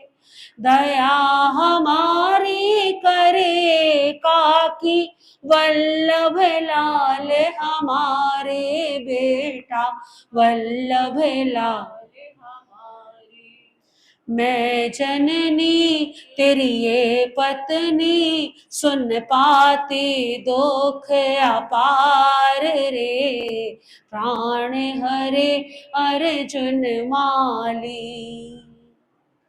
सुदर्शन सुनते हैं माँ मोह के बंधनों में बांधने का प्रयास कर रही है, तो सुदर्शन कहते हैं माँ अपनी ममता को छोड़ करके कोई चिंता मत करो। आप सोचो, प्रभु की कृपा से तो सारे दुख टल जाया करते हैं, प्रभु का सहारा है, वैसे तो मुझे कुछ भी होगा नहीं, लेकिन यदि हो भी गया तो ये सोचना कि धर्म करते करते तुम्हारे पुत्र ने अपने संसार का अंत कर लिया। यानी कि मृत्यु तो सभी की आती है, परंतु धर्म के लिए जो अपने प्राणों को कुर्बान कर दे, ऐसा अवसर बार बार नहीं मिलता। तो आप जो है अपने मन को मजबूत बनाइए। यदि मृत्यु आ भी गई तो मेरा संसार छोटा हो जाएगा, और यदि नहीं आई तो भगवान के दर्शन पालूंगा। ये तन जिसका पहला साधन, उसके लिए लुट जाए। ममता तज कर फिक्र करो मत, दुख सारे टल जाए माता, दुख सारे। प्रभु का सहारा ये लाल तुम्हारा, कर लेगा अंत संसार रे, पाओ दर्शन मंगलकारी। माँ के आगे जितनी भी दलीलें रखी सुदर्शन ने, माँ मौन हो गई।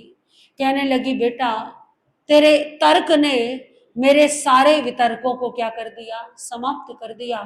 तू नहीं मानता तो कोई बात नहीं, मेरी आज्ञा है तू दर्शन करने जा भगवान के। मेरी आंखों में आंसू है क्योंकि मैं मोह से बंधी हुई हूं, परंतु तू धर्म के मार्ग पर आगे बढ़। और ये कह करके अपने बेटे को आज्ञा दे दी। बेटा चला गया कहां पर, भगवान के दर्शन के लिए, लेकिन मन ही मन वो माँ आंखों से आंसू बहाते हुए प्रार्थना कर रही है कि भगवान आपका शिष्य, आपका भक्त, आपका पुत्र आपके दर्शन करने आ रहा है, इसकी रक्षा अब किसके हाथ में। यानी किस पर छोड़ दिया, सब प्रभु पर छोड़ दिया। माँ ने क्या कहती है, माँ बेटा हम तो कायर हैं, हमारे अंदर इतना साहस, परंतु कोई बात नहीं, शायद तुम भगवान के दर्शन के लिए जाओ तो इतने समय से ये जो द्वार बंद पड़े हैं नगर के, जन जन का रास्ता क्या हो जाए, खुल जाए। कायर है हम जाओ बेटा, जन जन का पथ खोलो, रोती हूँ पर कहती मन से, वीर की जय जय बोलो बेटा, वीर की दुख हरना प्रभु रक्षा करना, लेना तेरा भक्त संभाल रे, जय जय हो वीर तुम्हारी, जय जय हो वीर। सभी साथ मिलकर बोलेंगे, जय जय हो वीर तुम्हारी, जय जय हो वीर तुम्हारी। सुदर्शन की समस्त दलीलों से माता पिता परास्त हो गए। आज्ञा मिल गई। आज्ञा मिलने पर सुदर्शन श्रावक ने स्नान किया, शुद्ध वस्त्रों से, साधारण से वस्त्रों से सुसज्जित हुए और अपने घर से निकल पड़े। अकेले ही घर से निकले। राजगृह के मध्य रास्तों में पैदल चलते हुए वे मुद्गर पाणी यक्ष के स्थान की ओर आगे बढ़ गए, क्योंकि नगर से बाहर जाने का वो वही एक मार्ग था। राजगृह के लोग ऊपर से अपने घरों के बाहर से निकल करके और गवाक्ष में खड़े होकर के, छज्जों में खड़े होकर के देख रहे हैं। कुछ आपस में चर्चा करते हैं कि ये तो साक्षात मृत्यु का वर्ण करने जा रहा है। कोई लोग कहते हैं आपस में कि इसकी तो बुद्धि, दर्शन करने ज्यादा जरूरी है या अपने प्राण ज्यादा जरूरी है। कुछ ऐसे भी लोग हैं जो कहते हैं हम तो डरपोक है, हमारे अंदर इतना साहस नहीं है, क्या पता इसी के माध्यम से हम सबका उद्धार हो जाए। सबकी बातों को अनसुना करते हुए सेठ सुदर्शन जो है वो जिस और गुणशील नामक उद्यान था जहां भगवान महावीर विराजमान थे, उस दिशा की ओर आगे बढ़ने लगे। जब उस दिशा में आगे बढ़ने लगे तो कुछ ही दूरी पर वो मुद्गर पाणी यक्ष का यक्षायतन और उस अर्जुन माली का बाग भी आ गया। उसके बाहर से गुजर रहे थे तो उस समय दूर से उस मुद्गर पाणी यक्ष ने, जो यक्ष को, अर्जुन माली को जिसने अपने अधीन किया हुआ था, उसने दूर से किसको आते हुए देखा, सुदर्शन को आते हुए देखा तो बड़ा ही क्रोध आया। मृत्यु को चाहने वाला, जिसको मेरा भय नहीं रहा, ऐसा ये कौन मनुष्य है। और वो अपने उस 1000 पल के लोहे के मुद्गर को घुमाता हुआ वो उस ओर आने लगा। उधर अर्जुन माली को आता हुआ सुदर्शन श्रावक ने भी देख लिया। इस परिस्थिति से वो भले भांति परिचित थे, मानसिक रूप से वो इसके लिए तैयार भी थे। सुदर्शन सेठ ने यक्ष को अपनी ओर आते हुए देखकर भयभीत नहीं हुए, उत्तेजित नहीं हुए, डरे नहीं, उसे देखकर चलायमान नहीं हुए, अपितु निर्भय होकर के उन्होंने भूमि का वस्त्र से उसी स्थान पर परिमार्जन किया। जैसे कि आप श्रावक हैं, श्राविकाएं हैं, आपके पास पूंजनी होती है, तो पूंजनी से क्या करते हैं, आज तो पूंजनी बहुत कम श्रावक श्राविका रखते हैं अपने पास, लेकिन पूंजनी प्रत्येक श्रावक श्राविका को रखनी चाहिए। जब भी आप सामायिक करने बैठे तो सबसे पहले क्या करें, भूमि का प्रमार्जन प्रतिलेखन करें, ताकि कोई जीव वहां पर ना हो। ये एक श्रावक का विवेक है। सामायिक करने से पहले उस स्थान को पहले देख लें। एक बहन ने प्रश्न किया एक दिन कि आजकल तो सब कुर्सियों पर बैठते हैं, तो फिर पूंजनी की क्या आवश्यकता है या नहीं है? तो चाहे आप भूमि पर बैठे, चाहे आप कुर्सी पर बैठे, आप जिस भी स्थान पर बैठे, जीव कहीं भी हो सकते हैं। चींटी इत्यादि सूक्ष्म जीव किसी भी स्थान पर हो सकता है। तो आपको क्या करना चाहिए? अगर आप कुर्सी पर बैठ रहे हैं तो कुर्सी को, और अगर भूमि पर बैठ रहे हैं तो सबसे पहले भूमि को पूंजनी से साफ कर लेना चाहिए। क्योंकि कई बार कुछ सूक्ष्म जीव ऐसे होते हैं जो हमें दिखाई नहीं देते, कई बार दृष्टि भ्रम हो जाता है, चींटी भी दिखाई नहीं देती, कई बार कुछ कीट पतंगे ऐसे होते हैं जो जिस स्थान पर हम बैठ रहे हैं उनका रंग बिल्कुल मिलता जुलता हुआ होता है। तो भले ही आपको दिखाई दे या ना दिखाई दे, लेकिन एक श्रावक श्राविका को पूंजनी हमेशा अपने पास रखनी चाहिए।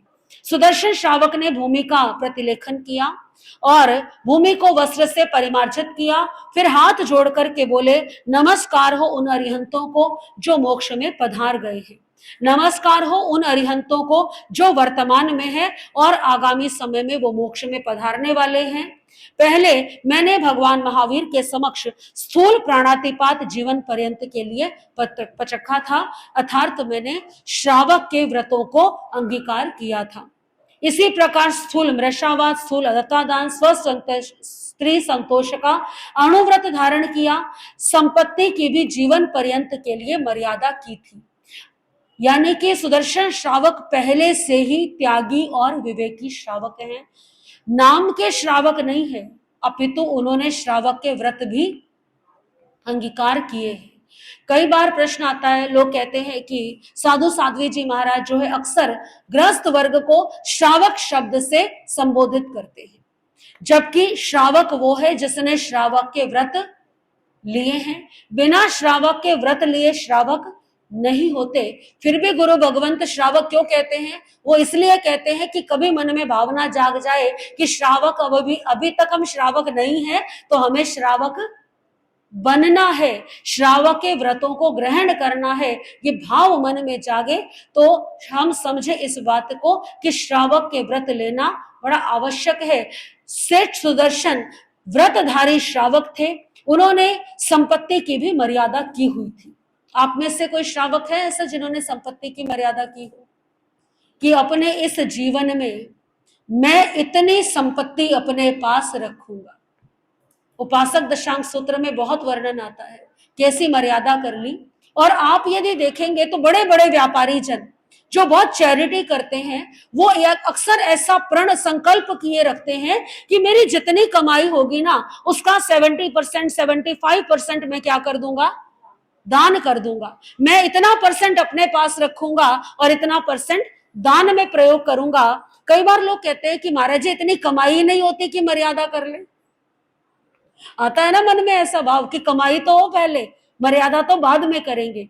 तो कमाई आपके पुण्य उदय से कब हो जाए कुछ भी कहा नहीं जा सकता। दूसरी बात, हमारे गुरने जी महाराज के जीवन में कई बार ऐसे प्रसंग आए कि उन्होंने किसी श्रावक को प्रेरणा दी कि तुम एक काम करो, मर्यादा कर लो। तुम्हें कितना पैसा चाहिए, तुम अपने मन में सोचो कि तुम्हें कितना पैसा चाहिए। तो हर व्यक्ति की कहीं ना कहीं एक सीमा आज तो है ही। कम से कम आज आपको लगता होगा कि 10 करोड़ आ जाए, 50 करोड़ आ जाए, फिर तो मौज ही मौज है। भले ही वो 50 करोड़ आने के बाद मौज नहीं हो, 50 आने के बाद मन में भाव आए ये 100 कैसे हो, लेकिन आज कहीं ना कहीं मन में ऐसा होता है कि इतना आ जाए, चलो इतना पर्याप्त है। तो आप नियम तो कीजिए, मर्यादा तो कीजिए कि इतना मेरे पास हो, यदि इससे उपरांत मेरे पास धन आया तो मैं सबका क्या कर दूंगा। लेकिन इसके लिए दिल बहुत बड़ा चाहिए, क्योंकि जब हम त्याग करते हैं तो हमारे पुण्य कर्म का बंध होता है, और जब पुण्य कर्म का बंध होता है तो धन की प्राप्ति फिर, और वो आपके निमित्त का नहीं है। जो आप दान करने वाले ना, जिनको मिलना है वो उनके निमित्त का है फिर जो आपके पास आ रहा है। तो दान करने की ऐसी भावना रखिए कि हम भी अपने जीवन में मर्यादा करें कि इतनी संपत्ति हमारे लिए बहुत है। ऐसा नहीं कि फिर बाकी फिर एक बेटे के नाम कर दी, फिर उससे ज्यादा दूसरे के, उसको बैलेंस करने के उपाय ढूंढे, ऐसा नहीं। अपने जीवन में एक संकल्प श्रावक को अवश्य करना चाहिए कि मुझे अपने जीवन में इतना मिले तो इससे ऊपर का मैं अपने पास नहीं रखूंगा। सुदर्शन श्रावक संपत्ति की जीवन पर्यंत के लिए उन्होंने एक यथेष्ट मर्यादा कर रखी थी। अब इस समय प्रभु की साक्षी से सर्व प्राणातिपात का, यानी जो त्याग उन्होंने मोटे रूप में किए थे वो त्याग उन्होंने संपूर्ण रूप से कर दिए। संपत्ति का भी त्याग कर दिया। मृषावाद, अतद्दा दान, मैथुन, परिग्रह, जो 18 प्रकार के पाप थे उनका भी पूर्णतः त्याग कर दिया। चारों प्रकार के आहार, पानी, खादिम, स्वादिम, सभी प्रकार के आहार का त्याग कर दिया। और जितने भी उपकरण है, यानी कि वस्त्र है और मकान इत्यादि है, परिवार, सारे संबंध सबको छोड़ दिया। ये त्याग उन्होंने क्या संकल्प किया कि ये जो उपसर्ग मेरे ऊपर आया है, इस उपसर्ग से यदि मैं बच जाऊं तो ये त्याग जो है मुझे पूरी प्रकार से नहीं है। यदि इस उपसर्ग से मेरी मृत्यु हो जाती है तो ये मुझे जीवन पर्यंत के लिए है। यदि मैं बच जाऊंगा तो मेरा आगार है, यानी मैं इस त्याग को खोल सकता हूं।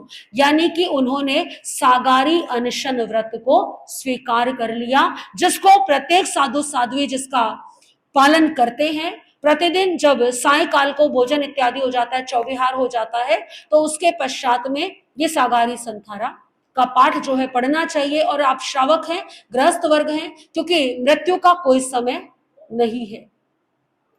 कभी विशेष परिस्थिति आ जाए, कोई रोग ऐसा आ जाए जब आपको लगे कि अब तो जीवित बचना कठिन है, उस समय ये व्रत लिया जा सकता है। रात को जब आप सोने के लिए जा रहे हैं तो सारा त्याग करके सोइए। कभी सोते सोते यदि मृत्यु आ गई तो कम से कम समाधि मरण तो।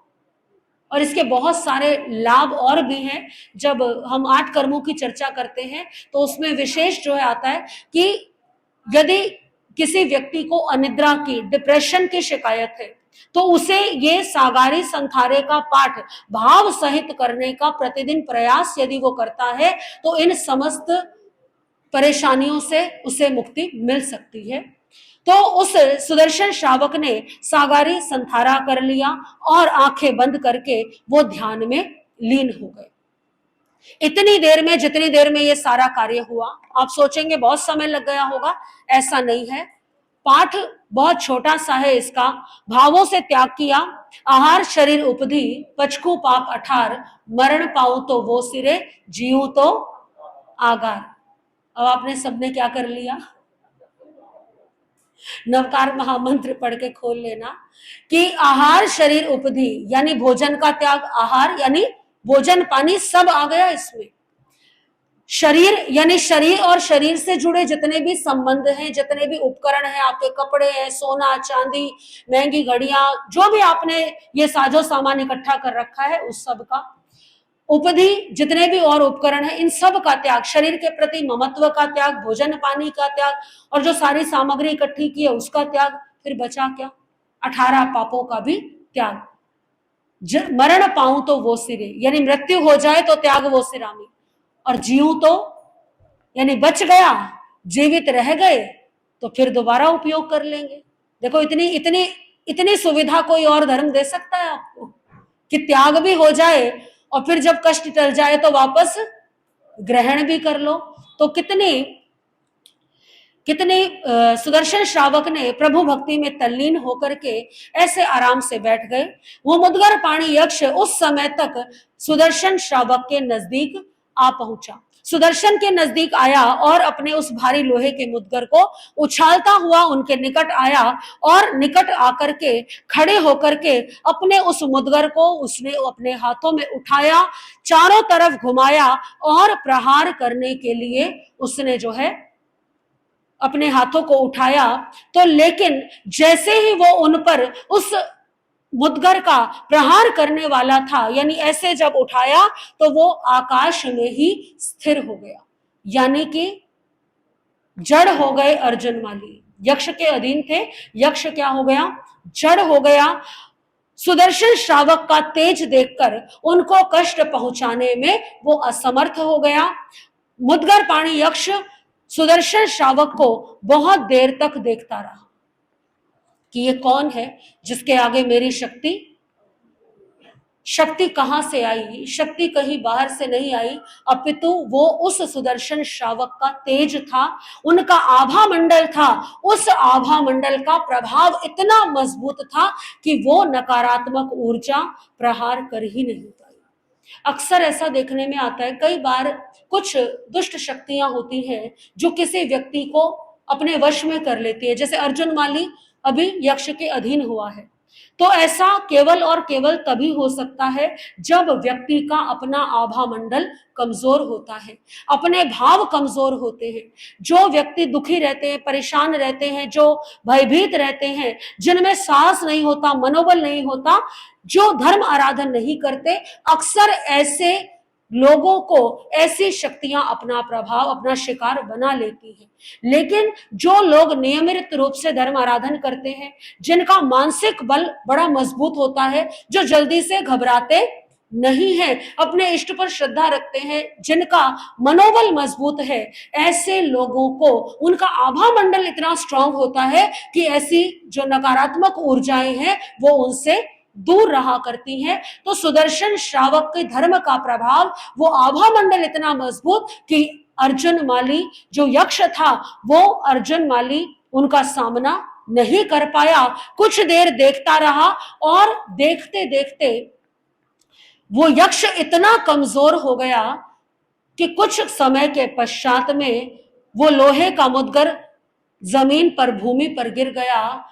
अर्जुन माली भी भूमि पर गिरा और वो यक्ष अर्जुन को छोड़ करके चला गया। अर्जुन को छोड़ करके चला गया, जिस दिशा से आया था वो चला गया। अर्जुन माली आज 5 महीने 13 दिन के बाद उस यक्ष के प्रभाव से मुक्त हुए, भूमि पर गिर गए और सुदर्शन श्रावक को ज्ञात हो गया कि मेरा कष्ट दूर हो गया। उन्होंने स्वयं को उपसर्ग रहित जान करके अपनी प्रतिज्ञा को पाला, यानी पूरा किया, यानी जो संथारा ले रखा था उसको क्या कर लिया, उन्होंने खोल लिया। कुछ समय के पश्चात अर्जुन माली भी थोड़े स्वस्थ हुए। स्वस्थ होकर के और सुदर्शन श्रावक को देखने लगे, पूछने लगे, देवानुप्रिय तुम कौन हो, कहाँ जा रहे हो। सुदर्शन श्रावक ने अपना परिचय दिया कि मैं सुदर्शन नाम का श्रमणोपासक व्यक्ति हूँ, भगवान महावीर का भक्त हूँ, मुझे जीव अजीव का बोध है, मैं भगवान महावीर के दर्शनों के लिए, उनके नमस्कार करने के लिए जा रहा हूँ। देखिए, सुदर्शन श्रावक ने जब अर्जुन को देखा, अर्जुन ने प्रश्न किया, तो सुदर्शन श्रावक ने अर्जुन से घृणा नहीं की, अर्जुन के प्रति तिरस्कार का भाव लेकर के नहीं आया, अपितु स्नेह के शब्दों से बताया कि मैं कौन हूं और मैं कहां जा रहा हूं। और उस मधुर वाणी को सुनकर के, उस स्नेह पूर्ण व्यवहार को देख करके अर्जुन माली बड़ा प्रभावित, मन को बड़ा सुकून मिला, शांति मिली। सुदर्शन श्रावक के स्थान पर कोई और होता तो सबसे पहले तो क्या करता, बात भी नहीं करता, या तो डर करके वहां से तुरंत निकलने का प्रयास करता, या फिर अर्जुन माली को तरह तरह के उपालंब देता, सुनाता या दंड इत्यादि देता। परंतु मधुर व्यवहार से सुदर्शन श्रावक ने अर्जुन माली से वार्तालाप किया। उस वार्तालाप का ऐसा प्रभाव हुआ कि अर्जुन माली के मन में भाव आए कि ये इतने शांत है, इतने सरल है, तो क्यों ना मैं भी क्या करूं, मैं भी इनके साथ ही चला जाऊं। और मैं कहां जाऊंगा, मेरी पत्नी की मृत्यु हो चुकी है, मेरे परिवार में अब कोई शेष नहीं, जहां जाऊंगा सब क्या करेंगे, मुझसे तिरस्कार ही करेंगे।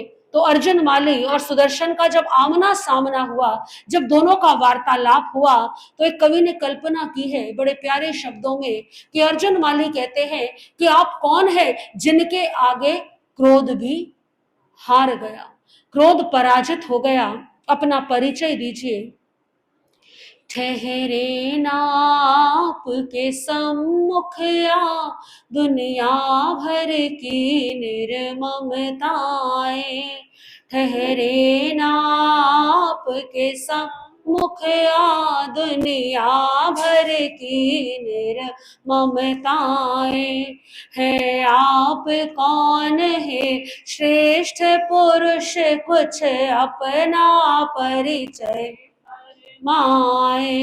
है आप कौन है श्रेष्ठ पुरुष, कुछ अपना परिचय फरमाए।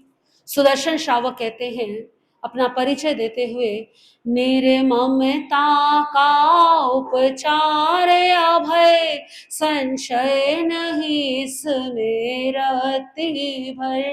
निर्ममता का उपचार अभय, संशय नहीं इसमें रत्ती भर। मेरा बस इतना है परिचय, प्रभु महावीर का हूँ अनुचर। मेरा बस इतना है परिचय, प्रभु महावीर का हूँ अनुचर। अब अर्जुन के मन में प्रश्न आया, ये भगवान महावीर कौन है? पूछा उनसे। एक पहली पंक्ति में अर्जुन का प्रश्न है और बाकी की पंक्तियों में सुदर्शन श्रावक का उत्तर है।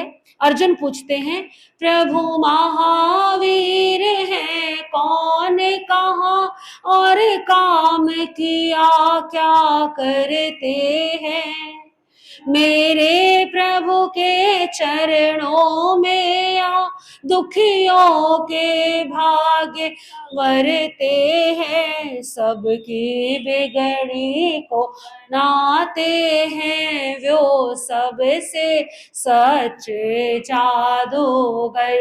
मेरा बस इतना है परिचय, वे महावीर का हो। अर्जुन कहते हैं, आप इतने अच्छे हैं तो आपके गुरु कैसे होंगे, आपके भगवान कैसे होंगे, जब आप ही इतने अच्छे हैं तो आपके प्रभु कैसे होंगे? सुदर्शन श्रावक उत्तर देते हैं इसका, वे चांदनी जैसे शीतल है और उज्ज्वल रवि किरणों जैसे, पतितों की मलिनता धोने में गंगा जल से ज्यादा उर्वर। मेरा बस इतना है परिचय, प्रभु महावीर का हो अनुचर। ये सुनकर के अर्जुन को एक बल मिलता है, परंतु एक भाव भी आता है कि मेरे पाप तो इतने अधिक है कि मेरे को कोई अपने चरणों में शरण नहीं देगा। धरती के किसी भी कोने में कण मात्र जगह ना पाऊंगा। मैं पतितों से भी महापतित पापी हो नरक में जाऊंगा। कैसे होगा उद्धार मेरा, मैं पाप से पूरा गया हूँ भर। कैसे होगा उद्धार मेरा, मैं पाप से पूरा हो गया हूँ। तो अर्जुन वाले जब ऐसा कहते हैं तो सुदर्शन श्रावक कहते हैं कि ऐसी कोई बात नहीं, भगवान का द्वार, भगवान का हृदय जो है वो सबके लिए खुला है। जो भी उनके चरणों में आता है, वे अमीर और गरीब में, पापी और पुण्यवान में कोई भेद नहीं करते। आप उनके चरणों में जाएंगे तो निश्चित रूप से वे आपको भी स्वीकार करेंगे। पूरी धरती पर जगह जिसे कण मात्र नहीं मिल पाती है, पूरी धरती पर जगह जिसे कण मात्र नहीं मिल पाती है, उसके लिए प्रभु के चरणों में खुशियों की धरा खिल जाती है। वे तुमको पार उतारेंगे, छोटा कर देंगे भव सागर। वे तुमको पार उतारेंगे, छोटा कर देंगे भव सागर। अर्जुन कहते हैं कि आप इतनी प्रशंसा कर रहे हैं तो मुझे भी अपने साथ लेकर के चलिए, मैं भी आपके साथ उनके दर्शनों के लिए जाऊंगा। आप बहुत बड़े दिल के स्वामी हैं, क्योंकि आपने मुझसे घृणा नहीं की, अपितु मेरे प्रति स्नेह का व्यवहार किया। मैं उनके योग्य नहीं, लेकिन मुझे उनकी दया बुलाती है। मैं उनके योग्य नहीं, लेकिन मुझे उनकी दया बुलाती है। प्रभु चरणों में ले चलो अभी, हर सांस ये कहती जाती है आप बड़े दिल के मालिक, एहसान बड़ा होगा मुझ पर। है आप बड़े दिल के मालिक, एहसान बड़ा होगा। सुदर्शन कहते हैं चलो मेरे साथ, मैं अकेला ही नहीं, तुम भी कौन हो, तुम भी मेरे साथ भगवान महावीर के अनुचर हो, उनके सेवक हो। हम दोनों एक समान हैं, हम दोनों में कोई अंतर है। और देखिए ये सत्संग का प्रभाव है। अर्जुन माली को यदि साथ मिला, संयोग मिला उन 6 मित्रों का, तो क्रोध, द्वेष, घृणा के भाव आ गए। और जब सुदर्शन का साथ मिला तो मन के भाव कैसे आ गए। तो इसीलिए हमारे गुरुजन कहते हैं कि हमेशा संगति करो तो कैसे लोगों की करो, सज्जनों की संगति करो, भक्तों की संगति करो, क्योंकि जैसी संगत वैसी रंगत। आओ हम दोनों साथ चले, प्रभु दर्शन पाने को सुख कर। हम दोनों का बस यही परिचय, प्रभु महावीर के है अनुचर। हम दोनों का बस यही परिचय, प्रभु महावीर के है अनुचर। सुदर्शन श्रावक के साथ अर्जुन माली भी चल पड़े हैं भगवान महावीर के वंदन के लिए, दर्शन के लिए। क्या आगे संयोग घटित होंगे, क्या आगे वर्णन आएगा, इसके विषय में श्री अंक दशांक सूत्र की वाचना का वर्णन आप आगे श्रवण करेंगे। आज की भगवान महावीर की वाणी श्री अंक दशांक सूत्र की वाचना यही तक। सभी हाथ जोड़ लेंगे। श्री आगमति वे प्रणते तंचास्तगमे थगमे तवे में अवशन के शेष कुति चालो कुति मियालो जमायदम अच्छा मेले में नकरम अच्छा